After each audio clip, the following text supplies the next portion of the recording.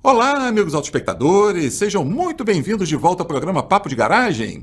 Estamos prontos para iniciar mais um episódio, então confirem apenas 1 minuto os destaques dessa edição. Logo de cara, polêmica. Hoje temos o último capítulo da nossa trilogia comparando carros elétricos e carros a combustão com etanol. E o tema escolhido por vocês é depreciação do valor na hora da venda. O que ainda não te contaram sobre esse assunto? Fique aqui conosco que eu e Guidorzi vamos deixar tudo às claras para vocês. E falando em carros elétricos, afinal, eles são vilões ou mocinhos quando o assunto é emissão de CO2? Viviane Mansi vai tirar essa dúvida para vocês. E no quadro Entrevista, tem a honra de receber o executivo que cunhou a expressão que virou referência no mercado. O futuro não será elétrico, será eclético. O presidente e CEO da Scania, o grande amigo Christopher Podgorski. Vocês já sabem, não importa se trabalham na indústria ou estão interessados em produtos ou serviços de mobilidade, ou quem sabe, dicas para fazer uma boa compra. É aqui no Papo de Garagem que vocês vão encontrar o conteúdo que precisam para ficarem sempre muito bem informados. Estão prontos? Então solta a vinheta que o programa vai começar.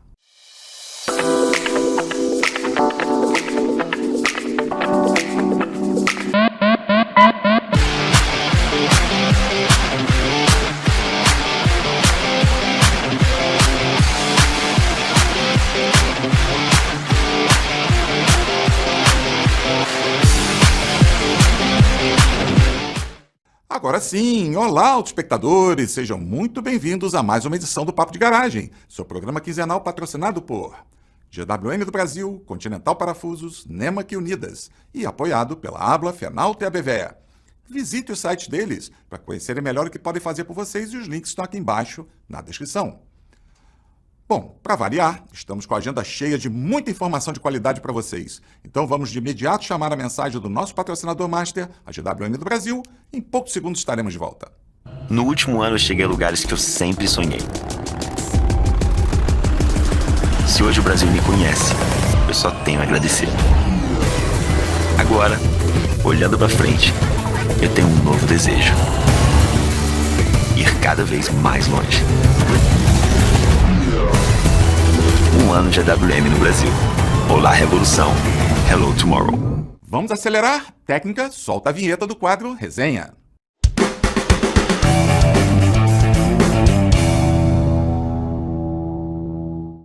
Vamos abrir o quadro Resenha de hoje, completando nossa trilogia de conteúdo exclusivo com Luiz Guidorzi, comparando sob diversos aspectos carros elétricos com carros a combustão usando etanol.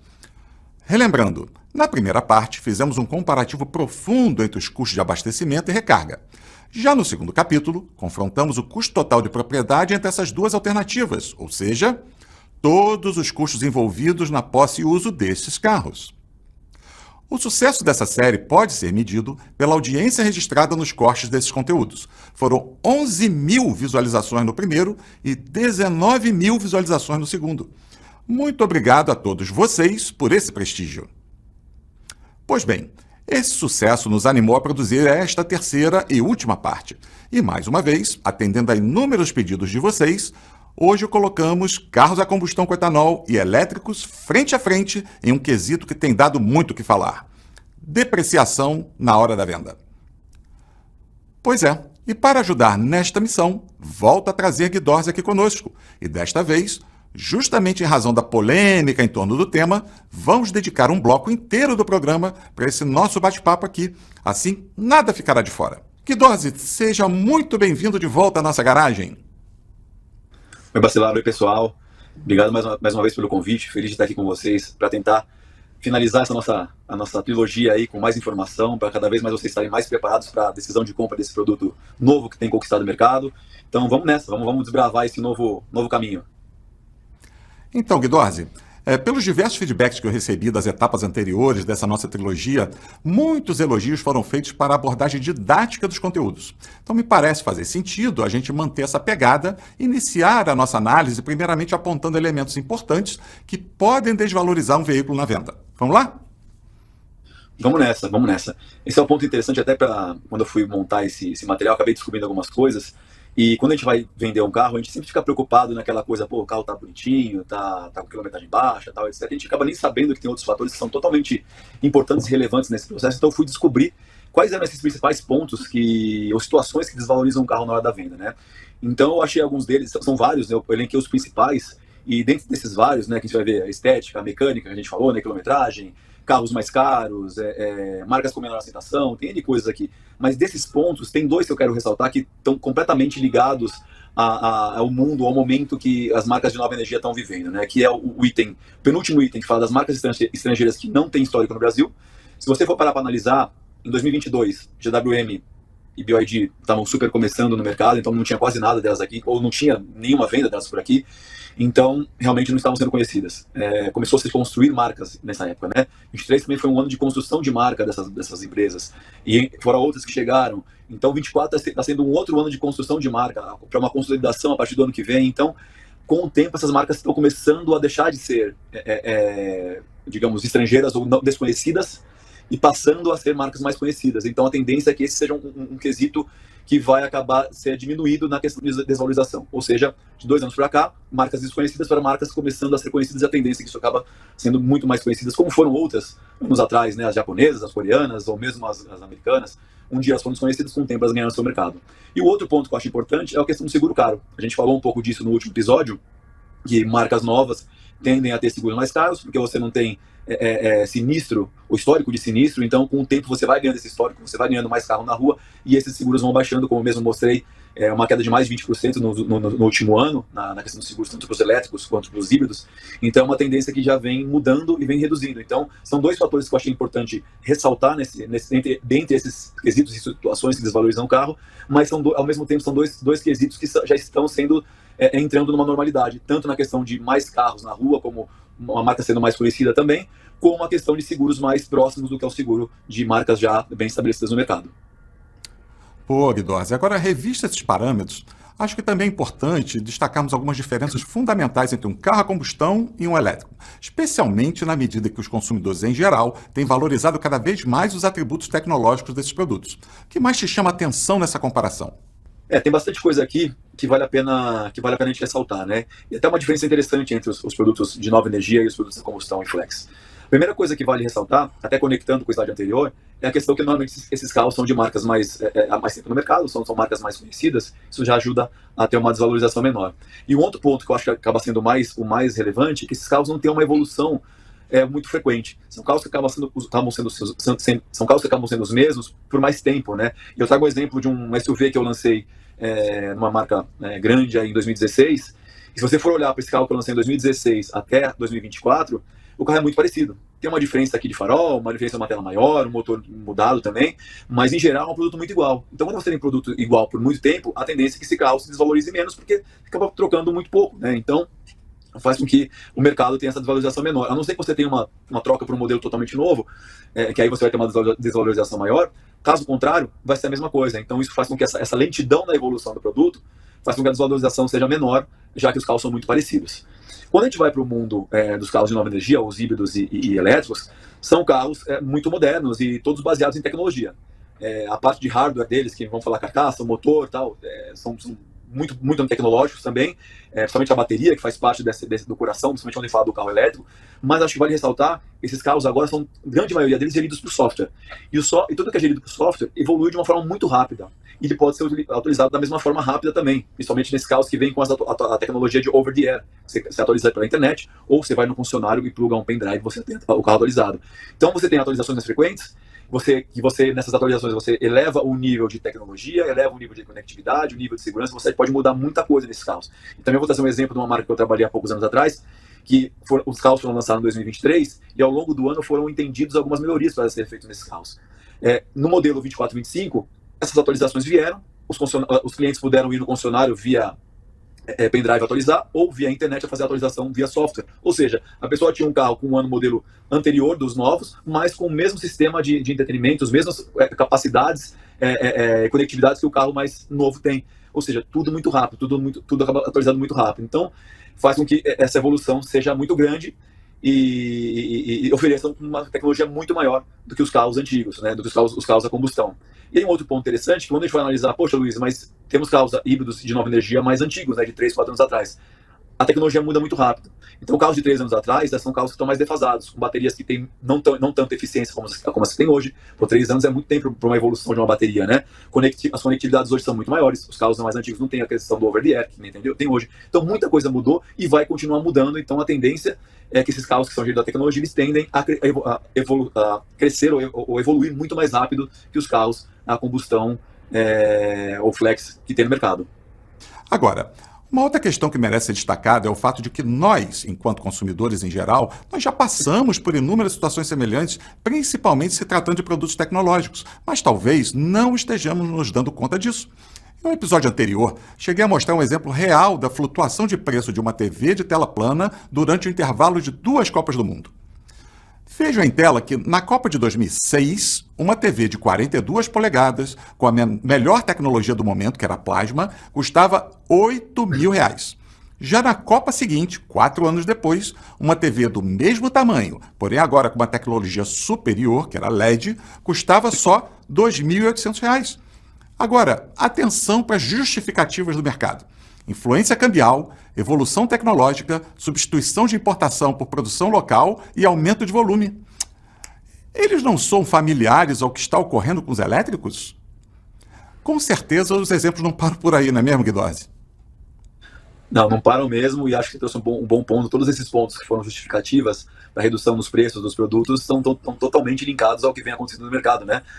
Produção local, aumento de volume, novas tecnologias, como eu falei agora da questão da bateria, né? As baterias de 3 anos atrás são muito diferentes das de hoje, e vão ser muito diferentes das que vão vir por aí. Então, tudo vai evoluindo, toda a tecnologia vai evoluindo, a tendência é que ela fique cada vez mais barata ou mais próxima do consumidor.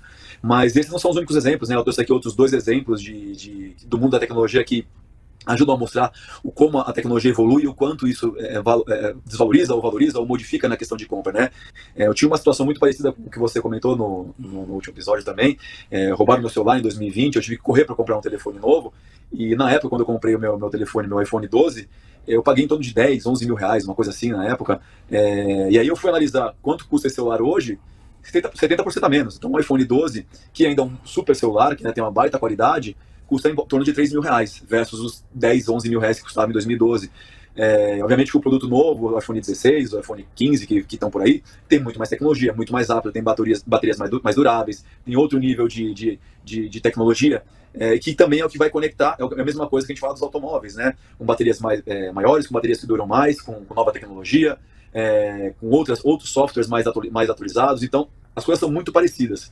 Um outro exemplo que eu trago aqui, a questão do PlayStation, né? Eu quis trazer 2 exemplos que são bem ligados ao mundo dos eletroeletrônicos, que acaba sendo comum para todo mundo, que quando foi lançado também em 2020, custava em torno de 5 mil reais, e quando a gente vai olhar hoje, o mesmo PlayStation 5 custa em torno de 3 mil e poucos reais, uma queda um pouco menor, média de quase 35% nesses 4 anos. Isso também mostra como a diferença de produto cada produto tem a sua cadência de evolução, né? Os telefones têm uma cadência mais rápida, assim como tiveram as televisões. O videogame tem uma cadência um pouco mais lenta, né, versus a dos telefones, assim como o carro também tem a sua cadência um pouco mais lenta versus a tudo isso. Principalmente quando a gente fala do hardware do carro, né? Como todo o motor elétrico, são coisas mais complexas para você produzir, mais difíceis de você produzir comparado a um telefone. Quando a gente fala de um software de um carro, que você consegue atualizar, como eu disse, pela internet ou no pendrive, você consegue mexer de uma forma muito rápida. Então, esse contexto como um todo mostra que toda a tecnologia ela vai sendo defasada e ela vai sendo atualizada. E aí, com o tempo, vai ficando mais barato. Possivelmente, quando a gente vier um novo videogame, ele vai ser um custo muito parecido com o que foi o de 4 anos atrás. O próprio iPhone, né, que vai ser lançado agora em 2016, que está sendo lançado agora, é o mesmo preço do iPhone que foi lançado 4 anos atrás, 3 anos atrás, é o mesmo do iPhone 15, é o mesmo do iPhone 14, 13, por aí vai. Não teve um aumento de preço. E se você for ver daqui a um ano, ele vai ter uma desvalorização de acordo com o mercado, de 20, 10, 15, dependendo do que acontecer, né? Então é uma coisa que não acontece só no mundo automotivo. Todo o mundo que trabalha com tecnologia tem essa desvalorização a partir do momento que ela vai se evoluindo e vai se tornando-se mais moderna, mais nova, com mais coisas agregadas. Guidozzi, assim, e trazendo até mais um ponto provocativo para a nossa audiência, né? Por acaso alguém parou de comprar smartphone, parou de comprar TV de tela plana, parou de comprar console de jogos, mesmo sabendo dessas quedas vertiginosas de preço ao longo do tempo? Claro que não. Isso é uma questão cultural que a gente precisa absorver, já absorveu nas TVs, já absorveu no smartphone, já absorveu na console de videogame e está aprendendo a absorver no caso dos automóveis. Então, isso é uma questão cultural que vai passar, né? Agora, isso posto, apesar de todas as críticas teóricas, a vida real tem mostrado que o mercado dá claros sinais de que segue em processo natural de amadurecimento. E o posicionamento mais esclarecido dos consumidores pode ser retratado através de fatos, como, por exemplo, o comportamento do segmento de carros elétricos usados. O que você pode comentar sobre isso, Guidozzi? Olha, Bacelar, esse é um ponto bem legal, porque nada melhor do que dados para mostrar isso, né? Às vezes a gente vê carro na rua, escuta um amigo falar, escuta um programa falando, mas nada melhor do que você ter a informação que você vê do mercado, né, sobre o assunto. Então, segundo a Fenauto, nesse primeiro semestre do ano de 2024, as vendas de carros eletrificados são carros elétricos ou híbridos, usados ou seminovos, cresceram 90% no Brasil, totalizando em torno de 33 mil carros vendidos, tá? Sendo que desses 33 mil carros, 83% deles têm até 3 anos de uso. Ou seja, o consumidor está buscando esses produtos, eles estão começando a entender mais do carro, estão começando a querer mais comprar esse carro, independente se é novo ou se é seminovo, e estão buscando pelos mais novos. Já que a gente quer comprar um produto novo, com nova tecnologia, eles buscam pelo mais tecnológico, pelos que estão mais atualizados, assim como a gente faz com qualquer outro produto, né? Afinal, quando a gente vai comprar uma televisão, um videogame, alguma coisa, a gente sempre quer o de última geração e nunca quer os mais defasados. Em contraste a isso, as vendas de veículo a combustão aumentaram apenas 9% nesse mesmo semestre comparado a 2023. Ou seja, uma grande diferença, quase 10 vezes mais, de procura e de compra por produtos de nova tecnologia versus aos produtos de combustão, ou flex, ou etanol, no Brasil esse ano, nesse primeiro semestre de 2024. Pois é, depois ainda dizem que carro elétrico usado é um mico, não é mesmo, Guidozzi? E só para deixar nossos autoespectadores ainda mais bem informados, eu corri aqui de última hora e apurei com o Enilson Salles, presidente da Fenauto e nosso parceiro de conteúdo aqui do programa, que esse acumulado de venda de elétricos usados até setembro já está quase em 46 mil carros. Mas um outro ponto de atenção extremamente importante para os nossos autoespectadores, que demonstra com clareza o quanto os consumidores em geral já estão bem maduros em relação a essa questão da depreciação do carro elétrico, vem uma pesquisa que foi publicada há muito poucos dias atrás pela Anfávia, que é a principal entidade do setor automotivo, que ouviu nada menos que 3 mil pessoas espalhadas pelo Brasil. Observe na tela que, em maio deste ano, aproximadamente 40% dos entrevistados se declararam inclinados a comprar um veículo eletrificado, 16% deles elétricos puros. Mas o que chama mais atenção nesse slide, e vai ao encontro da nossa pauta, é que, dentre os fatores que levariam os entrevistados a não comprarem um carro 100% elétrico, somente 9% deles citaram o valor de revenda. Ou seja, o diabo não parece ser tão feio quanto alguns queiram levar a crer. Bom, a gente está se aproximando do final do nosso bloco e eu gostaria que você apresentasse suas conclusões finais para os nossos espectadores. Olha, Bacelar, eu pensei bastante numa forma legal de tentar concluir essa história como um todo, não só pensando na depreciação do carro, né, que é o assunto do episódio de hoje, mas tentando trazer um pouco de cada um dos episódios que a gente teve nesses últimos 3, né? Então, eu queria mostrar um contexto como um todo, o ecossistema total dessa história, não só da desvalorização do carro, mas também o quanto que você vai ter de despesa nesse produto nesse período, para que a pessoa tenha uma visão clara de tudo que está em torno desse contexto, tá? Então, o que eu fiz aqui? Eu montei essa tabela com as 3 categorias, de híbrido, elétrico e etanol, considerando um carro, um preço médio de R$200 mil, um carro elétrico que tivesse uma bateria 60 kWh, num preço do quilowatt de R$1 por quilowatt, e um carro a etanol que tivesse um tanque de 50 litros, com um preço do etanol de R$4. São os mesmos valores, os mesmos dados que eu usei no primeiro episódio, então para facilitar o processo, tá? Além disso, também trouxe a questão do IPVA, que a gente falou no episódio passado, né, do IPVA, do seguro e da manutenção, quanto que custaria ao longo de um ano esse carro, né? E aí, para o IPVA, eu quis trazer um dado mediano, não o IPVA mais caro nem o mais barato, já que alguns estados oferecem IPVA zero para híbrido e para elétrico. Eu quis trazer um IPVA médio. Então, para carro etanol, 3%, 2% para híbrido e 1% para elétrico. Tá? Então, e considerando que esses carros rodassem 1.500 km por mês. Então, um carro elétrico que roda 1.500 km por mês vai ter um custo total por ano de R$16.800. Um carro híbrido que roda esses mesmos 1.500 km por mês, em um ano vai ter um custo total de R$19.800. E um carro etanol vai ter um custo total em um ano de R$24 mil. Tá? Ou seja, nesse ponto, o carro etanol tem uma despesa um pouco maior do que as demais, mesmo tendo uma depreciação um pouco menor. Mas aí é que vem a virada do jogo, né? Quando a gente olha a questão da depreciação, os carros de 200 mil reais, e aí seguindo a base de depreciação que a gente viu no slide anterior da Bright, um carro de 200 mil reais elétrico, ele vai ter uma depreciação de 9%, então depois de um ano ele vai te valer 182 mil reais. Um carro híbrido também é a mesma coisa, com esses mesmos 9% de depreciação, vai valer 182 mil reais. Um carro a etanol, com 6% de depreciação, vai valer 188 mil reais, ou seja, uma pequena vantagem entre esses três modelos, né, essas três categorias. Mas aí é que entra a diferença. A hora que você soma a questão na verdade diminui, né, a questão da depreciação depois de um ano com os gastos, a gente vai ver uma diferença nessa história. Vamos lá. O carro que você um carro elétrico que você depreciou depois de um ano no valor de 182 mil reais, ele vai ter um custo no primeiro ano de 16.800 reais. Quando você diminui o valor do outro, no final das contas, vai te sobrar 165 mil reais nesse carro. Num carro híbrido, que também seria os mesmos 182 mil reais que vai sobrar depois de um ano de depreciação, depois de depreciado, quando você soma ou você diminui os 19 mil reais dos gastos do primeiro ano, vai te resultar em 162 mil reais e 200. Num carro a etanol, que você tem uma depreciação um pouco menor, que vai ter um valor de 188 mil reais depois de um ano, você vai ter uns gastos básicos de 24 mil reais, ou seja, um total aí de 163 mil reais. Então, no fundo, quando você vai analisar bem na ponta do lápis, o carro elétrico ainda é mais vantajoso do que o carro etanol, mesmo ele tendo uma desvalorização um pouco maior. Por quê? Porque você vai gastar menos ao longo de um ano com esse carro. E se você for analisar o híbrido, é muito próximo. A gente está falando de R$1.000 de diferença de um para o outro. Então, a diferença de um para o outro é muito pequena, principalmente quando a gente olha do híbrido para o etanol, né? No final, acaba sendo mais vantajoso ter um carro elétrico dentro desse contexto como um todo, considerando todo esse ecossistema de gastos e depreciação do produto que a gente veio falando nesses 3 últimos episódios. Então, o resumo dessa conclusão é: carros a combustão tem uma atualização, tem as atualizações um pouco mais demoradas, como você dá um exemplo de um desses. Carros eletrificados atualizam com mais rápido, uma tecnologia mais rápida, eles são geridos a software que você consegue atualizar via over-the-air ou via o próprio pendrive no concessionário. Então, e outro ponto de importação, reduzir ao longo do tempo, principalmente ligado àqueles últimos 2 pontos lá do começo da nossa conversa, né? Que é a questão de marcas desconhecidas que estão cada vez mais se tornando conhecidas, se consolidando no mercado e crescendo no mercado, assim como foram as outras também no passado. E também a gente passa a ter mais carros desses na rua, as pessoas comprando mais carros com seguros mais baratos também. Tudo isso ajuda a desvalorização ao longo do tempo. Já veio acontecendo no último ano, e a tendência é que isso continue acontecendo até chegar num nível muito próximo do que é o carro a combustão.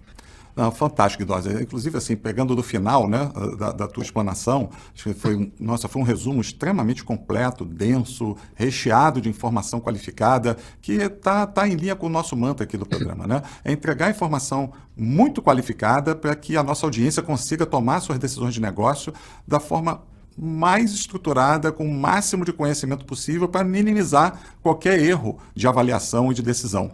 E, como se não bastasse todo esse conteúdo, queria trazer apenas mais uma reflexão adicional para vocês. Observem mais um importante detalhe daquela recente pesquisa publicada pela Anfávia que eu mencionei. Nesse slide que vocês estão vendo, são apresentadas 2 projeções das mudanças de composição da frota de carros nacional até 2040 por tipo de propulsão.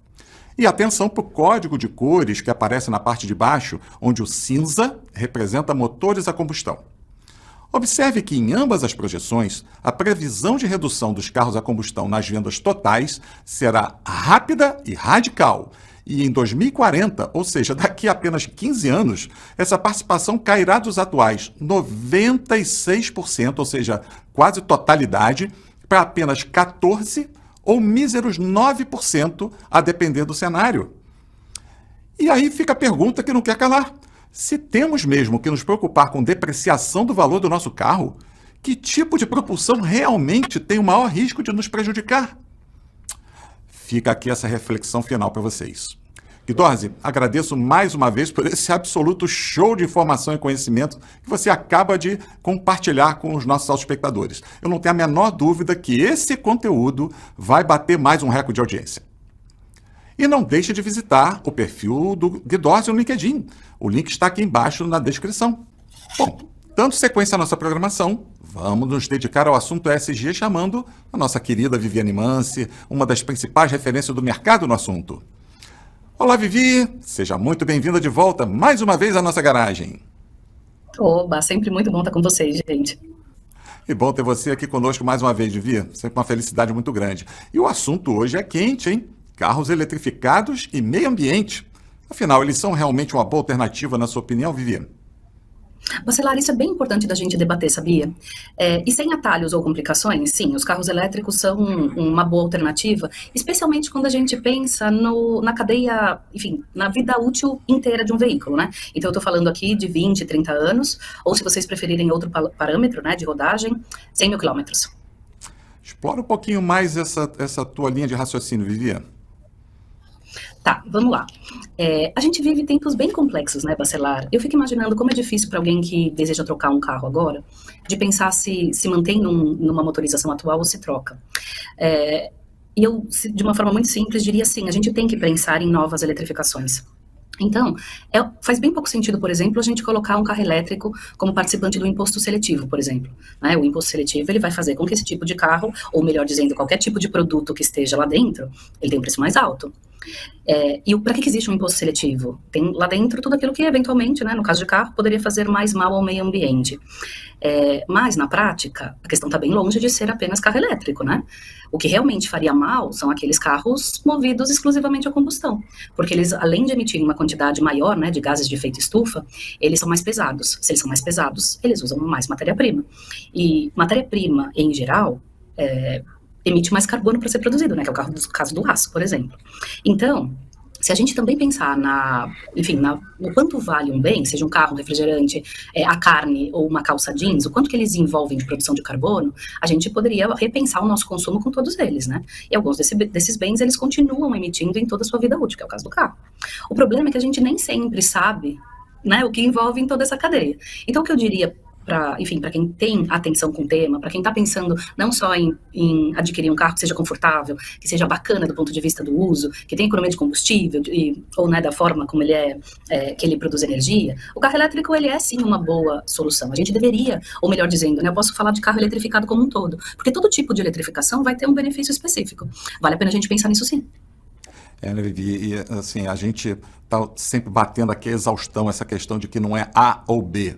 Tem que ser A, B, C, D, E, F e assim por diante, né? Ainda mais a gente vivendo num país que tem um tamanho de um continente com tanta diversidade regional. Imagina a gente ter a pretensão de achar que uma solução vai resolver o problema de todos os brasileiros. Isso é impossível. Aliás, uma enorme coincidência, né? A gente, na sequência do programa, a gente vai entrevistar o Christopher Podgorski, que é o presidente da Scania, e foi ele quem cunhou uma frase que virou um mantra na indústria, né? O futuro não será elétrico, será eclético. Nossa, eu sempre digo que eu gosto de pagar royalties a ele toda vez que eu repito essa frase, mas eu já vi ela repetida por um monte de outras pessoas aí no mercado, nos nossos grandes eventos, né? Agora, falando dessa questão aí dos eletrificados, principalmente dos elétricos puros, né? Tem essa questão das baterias também, né? Que tanto se comenta. O que você pode falar um pouco sobre isso? Olha, também dá pra gente falar um bocado de coisa, Bacelar.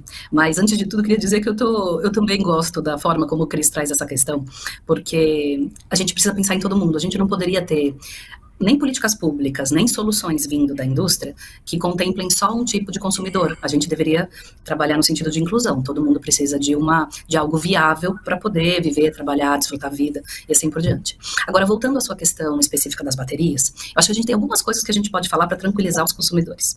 A primeira delas, gente, é que todo carro tem bateria, mesmo aqueles que não estão eletrificados. A segunda questão é que, sim, o carro eletrificado tem uma bateria maior. Portanto, a gente tem que olhar com cuidado como é que ela é feita e cada vez mais, né, o fato da sociedade ser transparente e a sociedade pedir transparência das empresas, coloca as coisas no seu lugar, porque as empresas vão tomar cada vez mais cuidado sobre onde vêm esses materiais raros que são usados aí dentro, mas eu acho que também vale a pena a gente considerar que no caso das montadoras que trabalham com carros eletrificados, elas têm um compromisso, né, de o que fazer com a bateria depois que elas não forem mais úteis dentro do carro. Então tem uma série de coisas aí acontecendo, tem uma preocupação sobre oportunidade de dar um segundo uso para ela antes de descartar, correto, né, finalmente. Existe toda uma preocupação e um compromisso com o descarte adequado. Também é importante que a gente diga que essas baterias, elas estão se tornando cada vez mais eficientes. Então, isso significa que a gente, eventualmente, num futuro próximo, a gente pode ter baterias com menos materiais raros. E também pode significar que aquelas baterias que são produzidas, elas durarão muito mais. Então, veja, se a sua preocupação é exclusivamente ambiental por conta das baterias, eu te diria que isso é facilmente resolvível. A gente entende de onde ela vem para onde ela vai, e isso no impacto do carro como um todo ao longo dos seus 20, 30 anos de uso, ela vai ter um impacto muito menor do que a emissão de carbono durante todo esse tempo.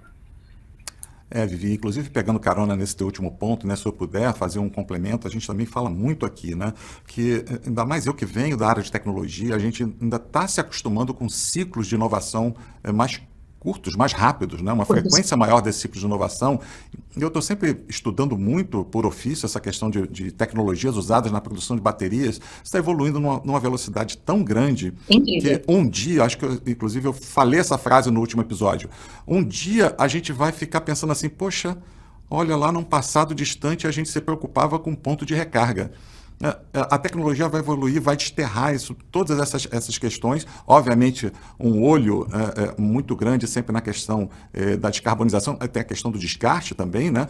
A gente tem que ter esse olhar crítico, é importante isso, mas eu sempre falo também que um dos erros mais crassos numa discussão estratégica é a gente querer medir o futuro com a régua do presente. Não adianta pensar que, não, a realidade de hoje transporta ela para daqui a 10, 15, 20 anos, então o cenário vai ser esse. A única chance que a gente tem cravada é de que a gente vai errar com isso, né? Então, a gente tem que ser um pouco mais condescendente com essas nossas análises, né? Mas, apesar de toda essa discussão, da gente assim, investir muito em comunicação, né, ainda existe muita gente cética com relação aos carros elétricos, né? Por que você acha que isso acontece? Bacelar, você sabe que na prática, eu não sei se a gente tem muita gente que é cética, ou se a gente tem uma mídia muito que dá importância para isso, porque o contraditório, ele é mais visto. Então, quando a gente tem algo que é contraditório, isso dá mais notícia, vamos dizer assim. Então, eu não sei se a gente é tão cético assim, ou se a gente acaba falando mais de poucas histórias céticas, sabe? Mas, de qualquer forma, isso se converte, eu acho, que em vendas também, né? Então, o fato de a gente colocar mais dúvidas sobre o que vem pela frente, também tem um impacto muito objetivo em como a gente soluciona o problema. A gente tem uma frase famosa, né, no campo da administração, que é o melhor jeito da gente descobrir o futuro é criá-lo. Então a gente, vamos dizer assim, tem a faca e o queijo na mão. A gente pode dar uma chance para essas tecnologias e, de uma forma com os dois pés no chão, a gente também cobrar para que a indústria use essa tecnologia numa direção que seja bom para todo mundo. Agora, eu gosto de olhar para o passado também. Se a gente for pensar, quando chegaram os primeiros veículos, também foi um uau, né? Como assim que a gente vai deixar de usar cavalos? Então, toda grande inovação, e nós estamos vivendo uma grande inovação, ela tem um pouco da dúvida, ela tem um pouco de como é que isso vai chegar. E a gente tem pessoas que vão adotar isso mais rapidamente, e tem pessoas que naturalmente vão esperar os demais testarem, provarem, para irem até aí. A questão é que a gente fala agora de um bem muito mais caro do que a gente está falando de outros bens materiais, enfim, né?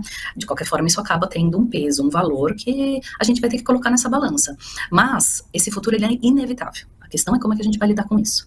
Agora, eu também posso considerar que esse ceticismo, ele vem de outros lugares, né? Não é só do meio ambiente. Não são apenas os defensores do meio ambiente que trazem essa dúvida. Existem outras discussões, às vezes de ordem econômica. Por exemplo, quando a gente fala sobre manter o status quo, a gente também fala sobre a criação de emprego, de renda, que toda a indústria automobilística tem no Brasil, porque tem uma contribuição bastante importante no PIB.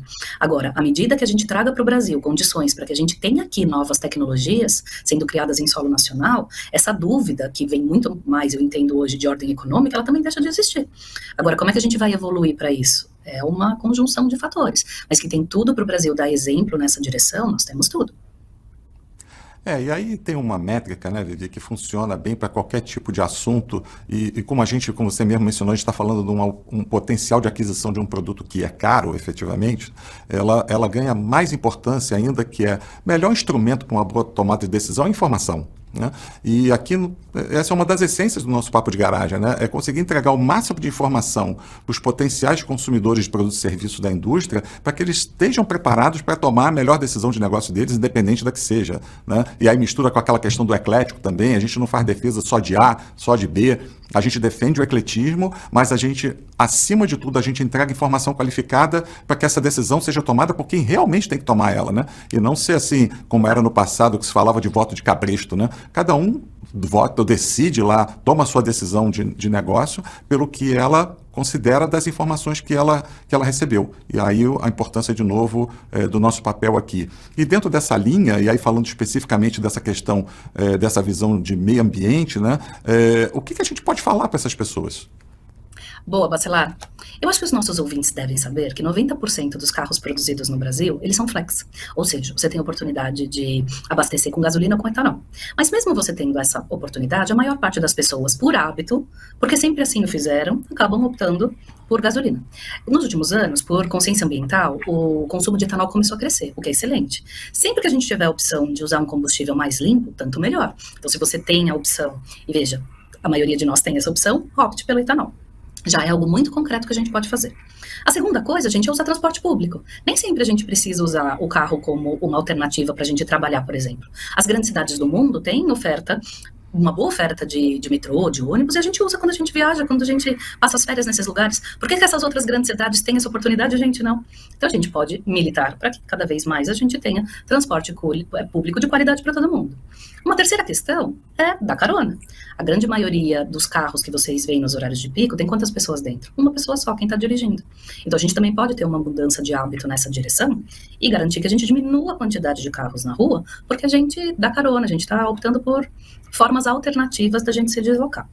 E claro, se a gente fala sobre ter carro, que a gente possa fazê-lo de uma forma que agrida menos o meio ambiente. Então, entre todos os tipos de oferta que existem no mercado, quanto mais eu me movo para a eletrificação, mais eu tenho uma atitude que coloca, que leva em jogo não só o meu conforto, né, o meu dia a dia, mas as questões do meio ambiente, que no final das contas afetam a todas nós, a todas as pessoas que estão aqui. Então, soluções nós temos, soluções mais amigáveis ao meio ambiente nós temos. O que a gente precisa agora é reequilibrar o nosso hábito, as ofertas, a nossa oportunidade de compra e assim por diante. Fantástico, Vivi. Às vezes a vida é tão corrida que a gente não tem muita oportunidade de parar e fazer esse tipo de reflexão, né?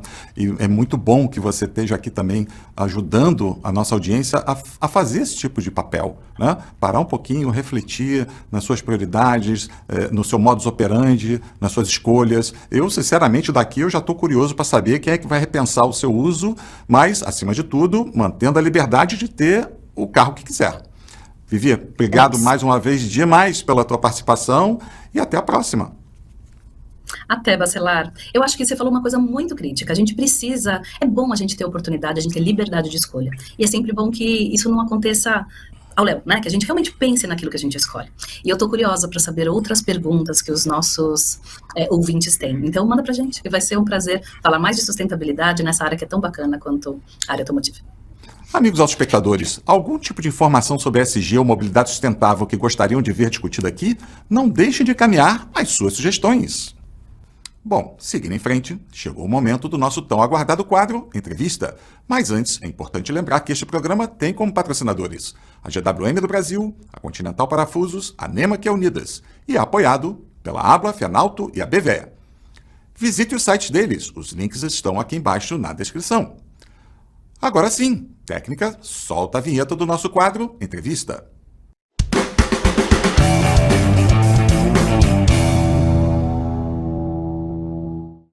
No nosso quadro Entrevista de hoje, temos a honra de receber o presidente e CEO da Scania, o amigo Christopher Podgorski.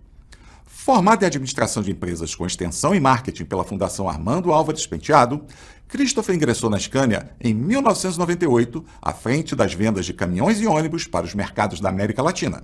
Na sequência, assumiu a direção geral da Scania no México, retornando ao Brasil como responsável geral pela operação comercial no país.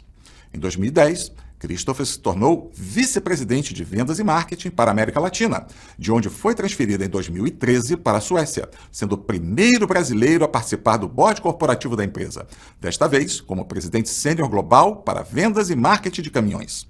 Em sua passagem pela matriz, Christopher foi responsável pela introdução da nova geração de caminhões no mercado europeu. Em 2017, retornou ao Brasil para assumir como primeiro brasileiro na história da empresa o cargo de presidente e CEO da operação industrial da Scania Latinoamérica e lançar os caminhões da nova geração com o mesmo sucesso conquistado na Europa. Querido amigo Christopher, é um enorme prazer te receber aqui no Papo de Garagem. Muito obrigado por aceitar nosso convite e seja muito bem-vindo. Prazer imenso, Ricardo. Sempre uma satisfação ter a oportunidade de falar com alguém que eu aprendi a admirar e muito ao longo dos anos. Nossa, um elogio igual a esse, nossa, isso aí vai ficar guardadinho na gaveta aqui. Mas, Christopher, uma coisa legal do nosso programa aqui, né? Uma boa parcela do nosso público ele vem da indústria, sim, mas grande parte dele é composta por consumidores de produtos e serviços de mobilidade. Então a gente tem aqui uma chance rara de comunicação direta entre você e eles, e deles poderem conhecer melhor você e a Scania. Não tem a menor dúvida que os nossos, a gente chama eles de autoespectadores, eles estão bastante curiosos sobre o conteúdo que você vai compartilhar. Então, sem mais delongas, vamos às perguntas.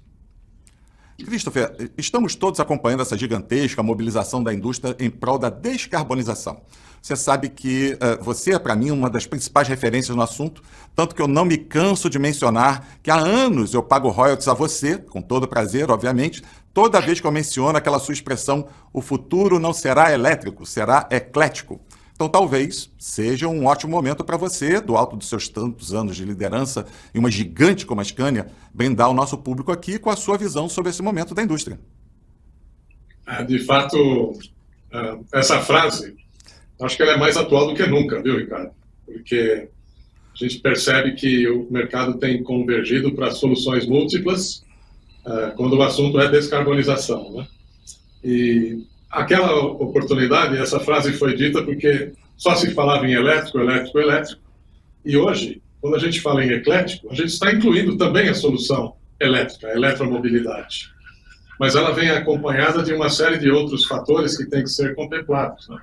Uma solução, quando a gente fala descarbonizada, é aquela solução que difere da solução a diesel, oil and gas, né?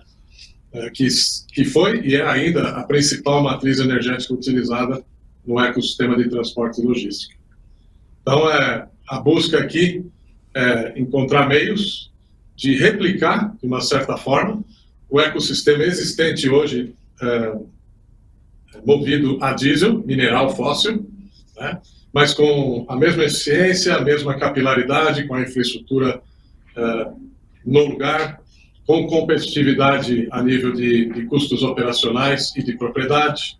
Enfim, o TCO também tem que fechar, porque sabemos, como sempre discutimos, que o mercado de comerciais pesados, tanto de carga como de passageiros, o TCO, Total Cost of Ownership, é um dos principais pontos de decisão de compra, ou ainda de uma mudança na utilização de uma matriz energética alternativa.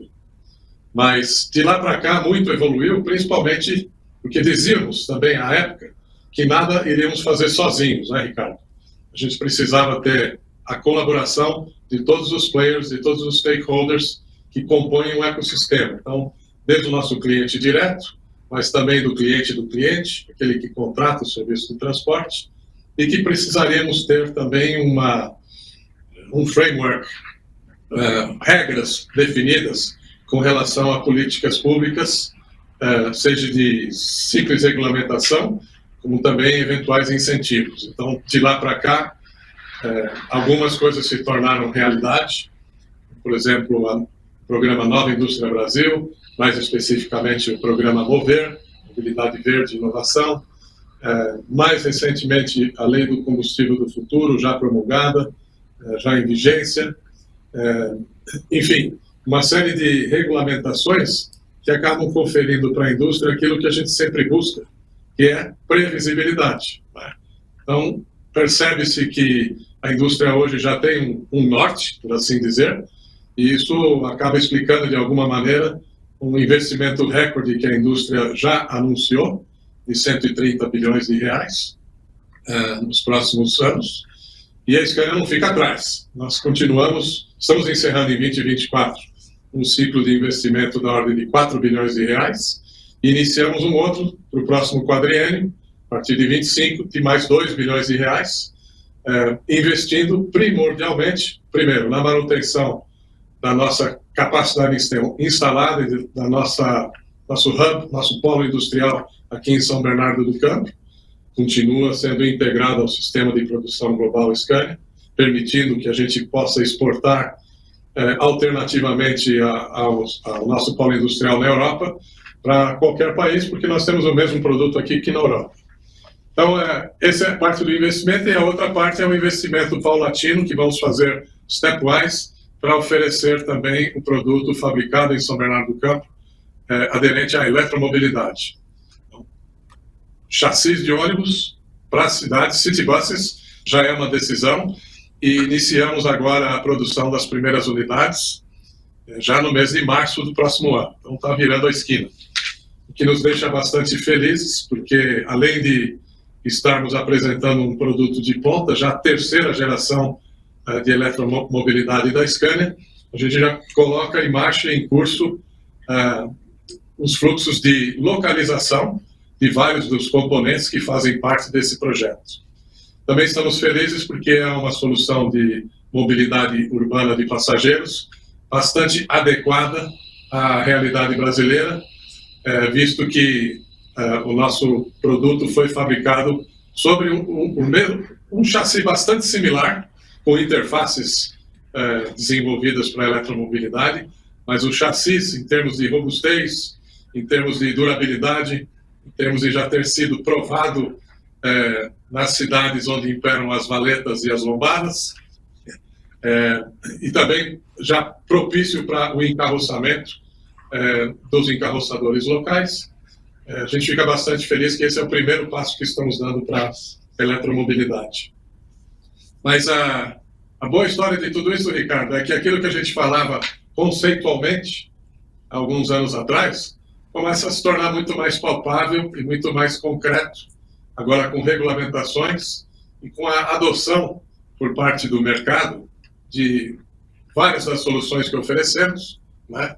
É o biodiesel 100%, é o biometano, pode ser com a transição do gás natural, agora a eletromobilidade. A decisão final sempre será feita pelo cliente com base no business case, no total cost of ownership.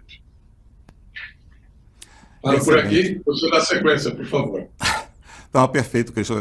Eu acho assim que é uma conjugação de análise muito perfeita, né? Porque quando a gente trata aqui do lado leves, né? Do lado automóveis, tem alguns pilares que são muito parecidos, mas essa questão do produto que vocês trabalham ser um produto muito mais voltado como ferramenta de trabalho, aumenta essa responsabilidade, né? Do afinco para entregar um produto de altíssima qualidade. Vocês não entregam só produtos, entregam muitos serviços também, então esse é um lado importante, e você acabou tocando em alguns elementos que têm sido muito discutidos aqui, né? Você falou sobre custo total de propriedade, você falou sobre previsibilidade, você falou sobre a importância de considerar a decisão, né, a importância do tipo de aplicação do consumidor na decisão de compra. A gente está ali cercando, né, o nosso público com informações sempre muito qualificadas, não importa se a gente fale de automóveis, de caminhões ou de ônibus, né? Mas ainda voltando na questão de descarbonização, no último episódio eu analisei um estudo bem recente publicado pela Anfávia em parceria com a consultoria BCG. Ele se chama Avançando nos Caminhos da Descarbonização Automotiva no Brasil, que ele engloba tudo, né? Mas, na minha análise, foi só sob a ótica dos automóveis. Então, nada mais providencial do que aproveitar a sua presença aqui conosco para analisar pelo menos 3 pontos desse mesmo documento, agora sob a ótica de pesados, né? Mais caminhões e ônibus. Então, no primeiro, eu gostaria de sua análise sobre esse slide que está em tela, onde são apresentados 2 cenários do mercado brasileiro de veículos pesados para 2040. Neles, a gente observa uma redução significativa da utilização de motores a combustão de praticamente 100% de hoje para algo em torno de 56% no caso gradual e 41% no caso mais acelerado, sendo os demais percentuais distribuídos entre elétricos, gás e hidrogênio, né? Então, interessante aqui a gente aproveitar a tua presença para entender o quanto esses cenários estão aliados à sua visão. Os nossos autoespectadores podem ficar confortáveis em usar essas projeções na sua estratégia de investimento? Eu acredito que sim. Nós já vamos de longa data, já discutimos até do Pathway Study, eu e você, em 2018, onde a gente tinha uma análise de como seria a progressão da adoção de soluções descarbonizadas, mas era com um olhar muito mais China, Europa e Estados Unidos. Esse estudo, juntamente com outro estudo que fizemos há algum tempo atrás com a Bain & Company, tem resultados bastante assemelhados. Eles falam e atestam que não existe uma bala de prata, vamos ter diversas soluções, e elas têm que ser mais aderentes à realidade dos países abaixo da linha do Equador. Então, esse estudo especificamente é em cima do Brasil. Eu particularmente entendo que a transição será mais gradual do que acelerada, ou alguma coisa intermediária, mas espero estar equivocado, que se o nosso inimigo em comum é o carbono, preferia que fosse de uma maneira bastante acelerada. E vemos como exemplo as recentes disrupções climáticas que nós tivemos, né? Seja grandes secas ou até tivemos algumas semanas uma catástrofe aí, ventos e etc., afetando a vida de todos nós.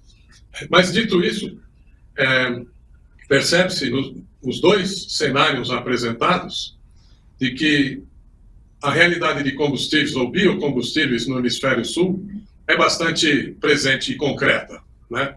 Então, pela identificação ou a sinergia que existe, ou continuará existindo, entre o agronegócio e a produção de resíduos orgânicos, então, o caminho para o biometano parece consolidado e também ajustado, parametrizado pela Lei do Combustível do Futuro, que obriga aos distribuidores de gás natural de fazer a substituição, o swap, do conteúdo numa razão de 1% ao ano. Parece pouco, mas esse 1% do total do gás natural transportado e consumido nos gasodutos é um volume significativo e já dá perspectiva e garantia para mais de 70 projetos hoje em curso, a grande maioria delas atreladas a usinas de cana-e-açúcar, que utilizam seu resíduo orgânico para ter uma possibilidade de produzir biogás e biometano,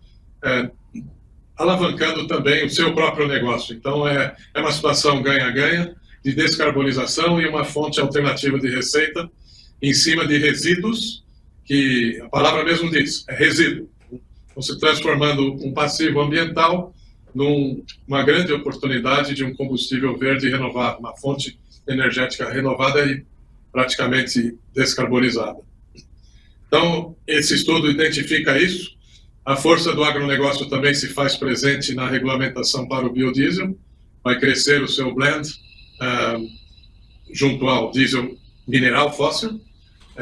Enfim, hoje quando se fala de biodiesel, de biocombustível, não é uma coisa que assusta, né? Biometano também, porque falávamos que para criar-se um novo ecossistema, você precisaria ter regulamentação, e ela existe, e precisaria ter infraestrutura, que também existe, né? Você tem mais de 1.700 postos hoje, principalmente nas rodovias principais do Brasil, que abastecem de gás.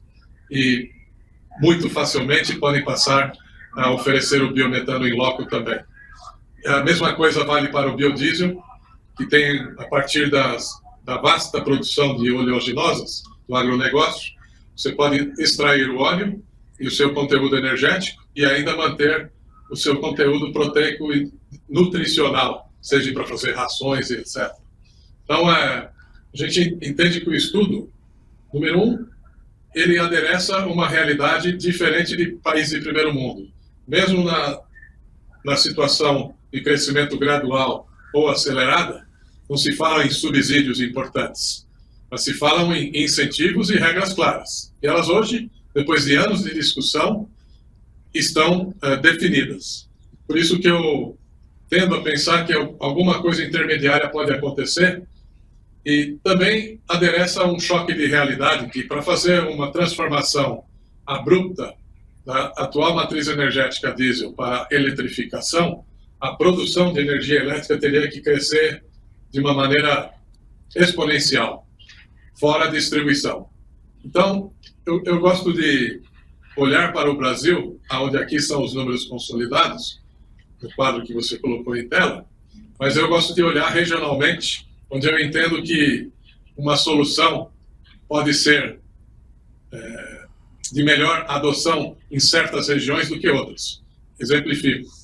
Imagino que a eletrificação vem antes no sul e sudeste, principalmente o sudeste, grandes capitais, zonas metropolitanas, mais especificamente em eixos tipo São Paulo, Rio de Janeiro, São Paulo, Campinas e Redondezas, onde já existe uma distribuição significativa de quilowatts-hora, onde a gente tem todos os centros de processamento de dados, data centers, etc., localizados já consumindo bastante energia e tem infraestrutura que pode ser complementada para a utilização no transporte.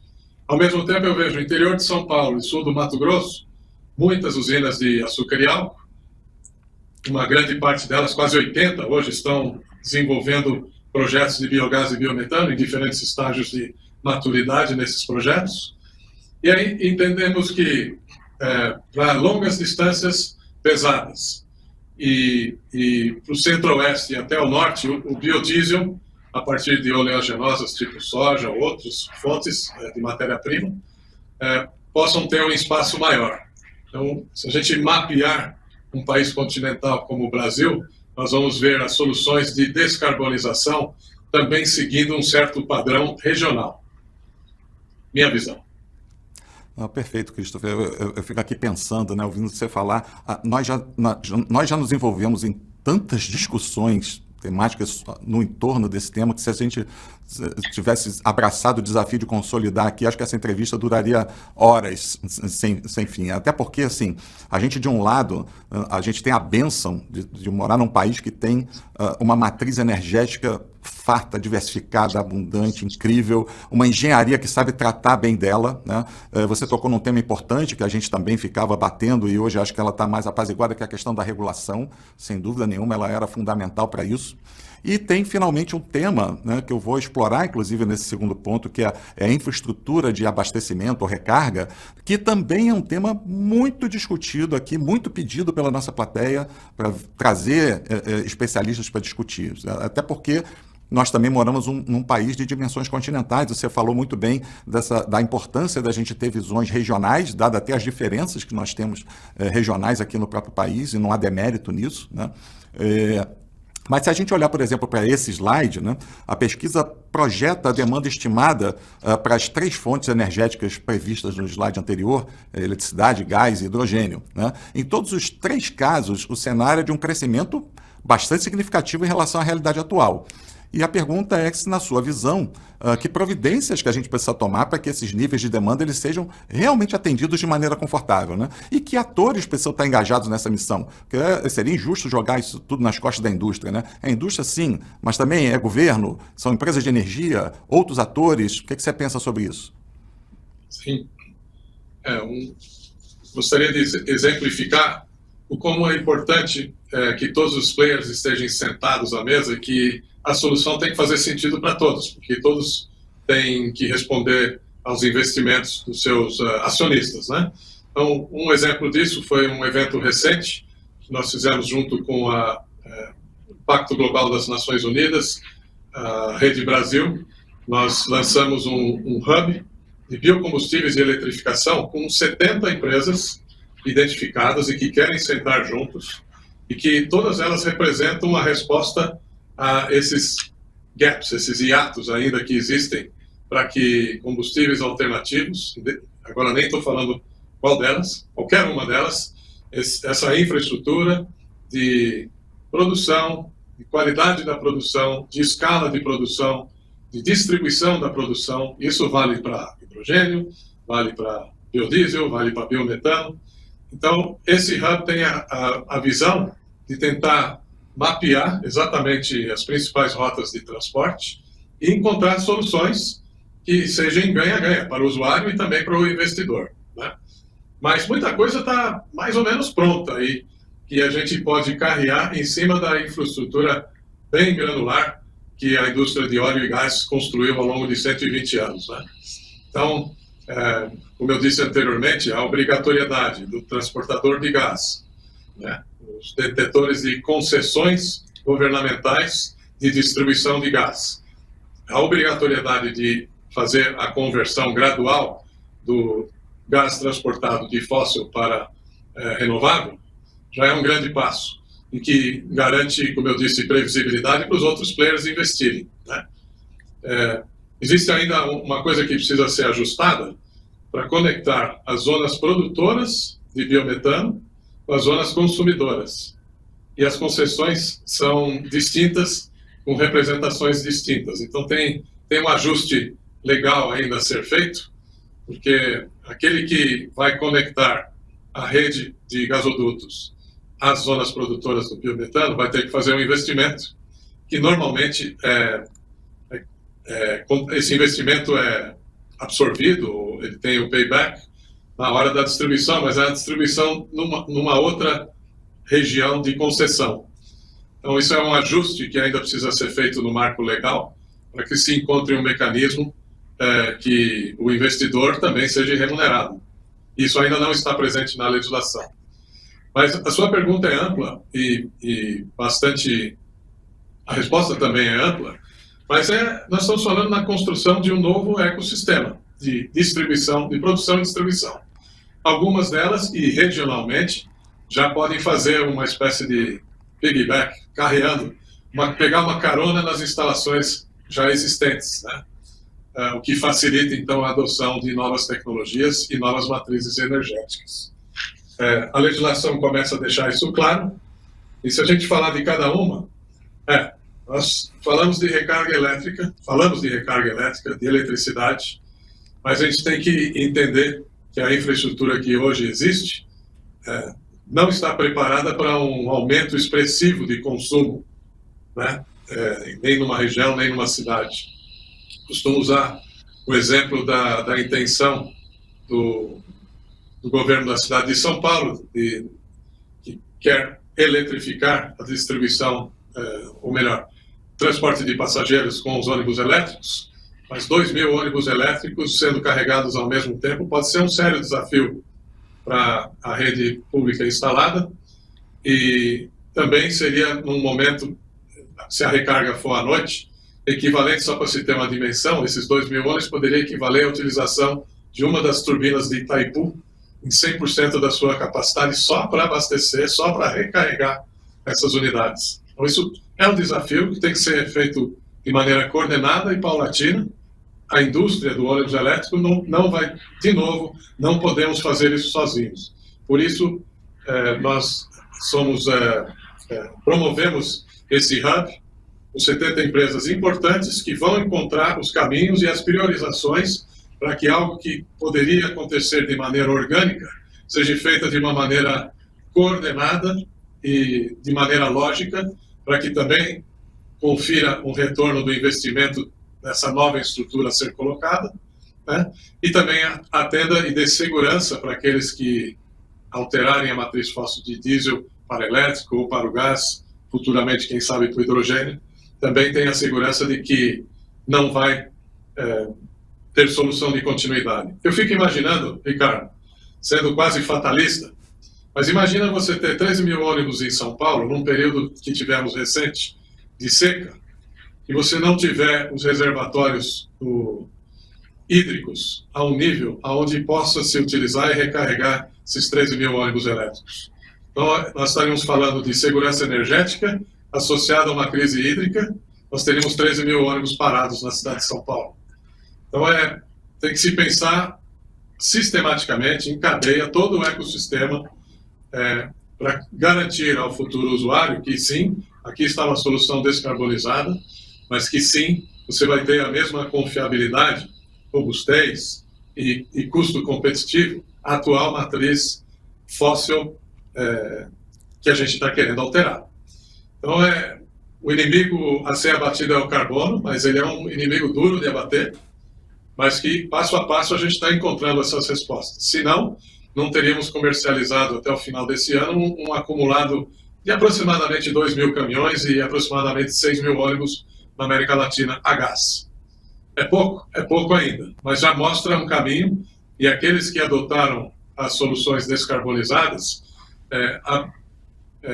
abriram as oportunidades de negócio com seus embarcadores.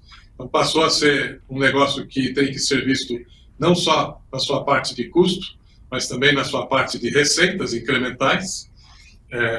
Se mostrou quase que no modus operandi nenhuma grande diferença, ligado à partida, usar, abastecer e fazer a manutenção no concessionário Scania, nenhuma grande alteração, e com uma possibilidade de descarbonização efetiva e concreta, acima de 90%. O hidrogênio, minha visão particular, vem para o transporte, mas vem mais tarde, principalmente, sempre lembrando o hemisfério sul para baixo. O hidrogênio deverá e será produzido para utilização em outras indústrias não móveis, né, também com o seu processo produtivo gerando bastante carbono duro de abater, por exemplo, siderúrgicas e outras.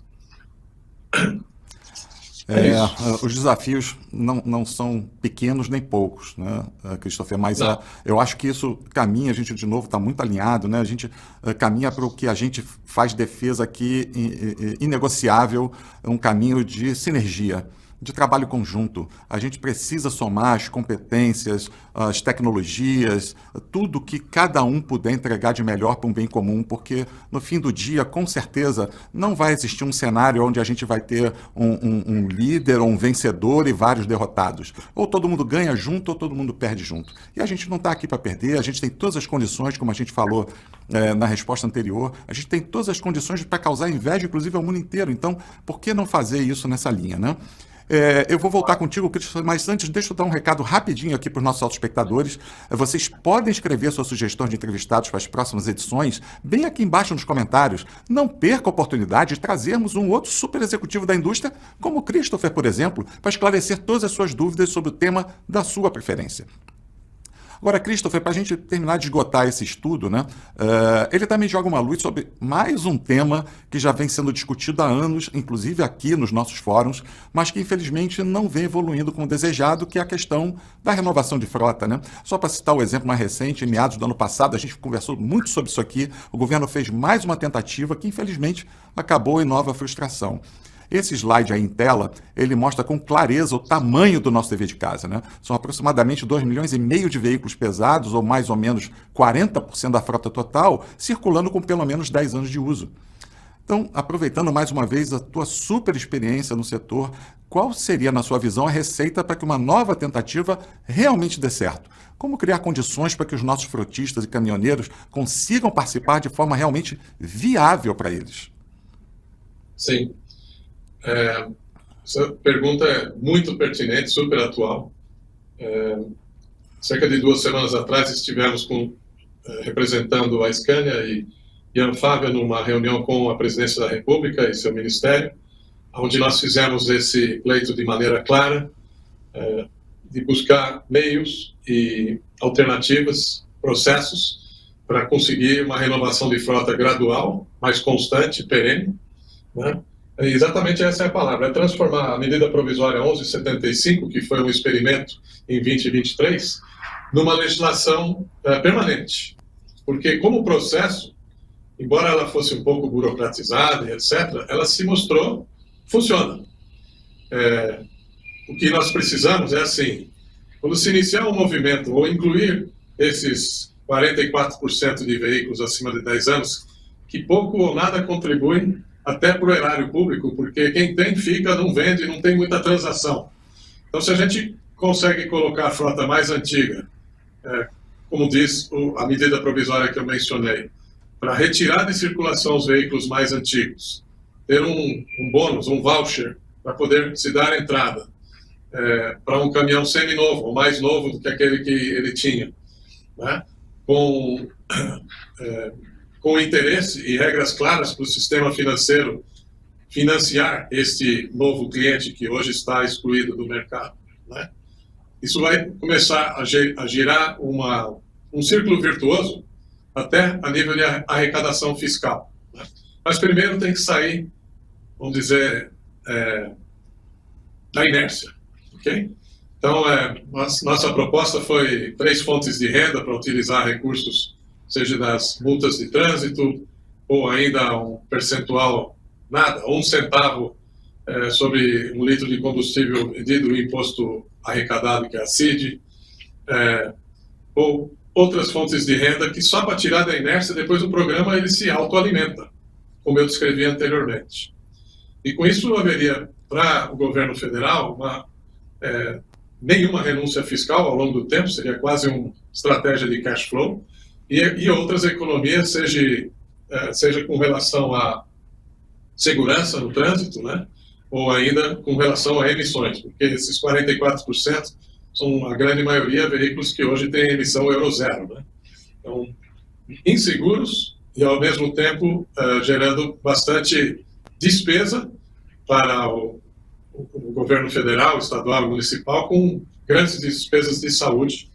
Enfim, a descarbonização atingiria também uma frota que não tem eficiência, mas tem um papel social. Então, a MP que eu mencionei, transformada em lei e perenizada, seria uma maneira de a gente fazer essa renovação constante, não atropelada, de maneira coordenada, e podendo incrementar os volumes de vendas e de produção de veículos novos, esse sim, descarbonizando o setor, da ordem de 70%. Então, eu entendo que muito se avançou em regras, em políticas, em definições de hoje para o futuro, mas se a gente realmente quer fazer a diferença, um plano de renovação de frota inspirado nessa MP, que funcionou bem e só parou porque faltou funding para continuar funcionando, eu entendo que isso seria a grande contribuição que qualquer que seja o governo poderia fazer para a saúde pública, para a segurança no trânsito e na jornada de descarbonização. Bom, do nosso lado aqui, com certeza não vai faltar a torcida, né? Mas mais um recadinho aqui para a nossa plateia, né? Vocês não esqueçam de se inscrever aqui no nosso canal para serem informados sobre as nossas próximas atrações. Christopher, a gente precisa falar sobre o produto, né? A gente está aí às portas da Fenatran, a principal feira da América Latina no setor de transporte rodoviário de cargas. Quais as expectativas de vocês como resultados desse evento para 2025? Vocês planejam algo especial para esse evento? Algum spoiler para a nossa plateia? Você já falou um pouquinho aí do ônibus, vocês acabaram de anunciar aí um caminhão elétrico, vocês estão a caminho de bater, vamos torcer aqui para isso também, bater recorde de vendas nesse ano. O que você conta para a gente aí? Fenatran vamos dizer, a Broadway do transporte. É onde a gente tem a oportunidade, de maneira bastante orgulhosa, tangibilizar um pouquinho o que a gente fala em solução concreta. Então, Ricardo e ouvintes, vocês são meus convidados para testemunharem no estande da Scania, talvez a solução, o portfólio mais compreensivo e lógico para essa jornada de descarbonização, né? Então vamos ter cerca de 13 veículos expostos. Sim, vamos estar apresentando o caminhão elétrico para 60 toneladas, né? Então a solução realmente como um veículo pesado, cumprindo com as regulamentações de pesos e medidas, o que eu não posso afiançar de todos os fabricantes. Enfim, nós temos aquele portfólio que sempre tivemos, baseado no sistema modular da Scania, onde a gente consegue apresentar a especificação ideal para cada segmento, para cada aplicação individual e para cada operação individual. Então, essa é a maneira com que a Scania oferece a melhor relação custo-benefício, embora seja um produto premium, com preços premium, mas ao longo do tempo, esse investimento retorna do investimento para o investidor. Então, muitas novidades estarão presentes, não só como produtos, mas soluções de serviços. E vamos estar apresentando, acho que a grande inovação, Ricardo, todo mundo fala de elétrico, mas vamos estar apresentando a nova plataforma eletroeletrônica da Scania, que vai permitir uma série de inovações, como, por exemplo, updates dos softwares da programação da alma eletrônica do veículo over the air, coisa que só alguns poucos players no mundo e nenhum no Brasil tem e nem vai disponibilizar num futuro próximo.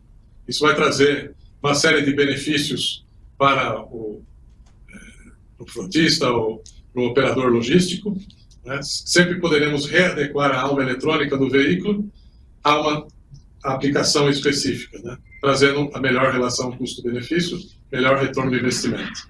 Essa é a plataforma eletroeletrônica que já vai permitir, num futuro ainda não identificado, pelo menos na linha do Equador para baixo, com relação a veículos autônomos também. Já é a plataforma eletroeletrônica com seus microprocessadores, controladores, que num futuro vão permitir que nós tenhamos soluções autônomas. Por hora, estamos avançando em novas características e propriedades do sistema ADAS, né? Advanced Driver Assistance Systems, que é o veículo autônomo em 5 categorias. Categoria 5 é o autônomo, estamos aí num 3,5, quiçá 4. Então já passos largos e concretos para futuramente termos a possibilidade de automatizar certos trechos, certos tramos, certas operações confinadas. E, num futuro, em conexão de diferentes polos ou hubs. Mas muita novidade. Faço questão de recebê-lo lá, Ricardo, e vamos aprender junto todas as novidades que o Scania vai apresentar. Bacana, Christopher. Olha, eu fico aqui te ouvindo e já, assim, pensando no final do programa, tentando catar palavras, né, que consigam expressar a felicidade de ter conseguido trazer você aqui. Eu já mencionei em público, você é uma das minhas grandes referências no setor. E a gente não fez uma entrevista, a gente acabou de assistir aqui uma verdadeira aula incrível, maravilhosa. Nossa, quantidade de conteúdo que você entregou aqui para a nossa audiência foi absolutamente espetacular. Você sabe que a gente tem aqui uma missão social que a gente considera que é o principal pilar do Papo de Garagem, né? Que é conseguir traduzir todos os principais temas discutidos na indústria para um linguajar mais acessível, mas entregar esse conteúdo para as massas, né? Para os nossos clientes ou potenciais clientes, os nossos produtos, os nossos serviços, para que eles tenham acesso a essa informação, eles consigam se informar melhor para as suas tomadas de decisão.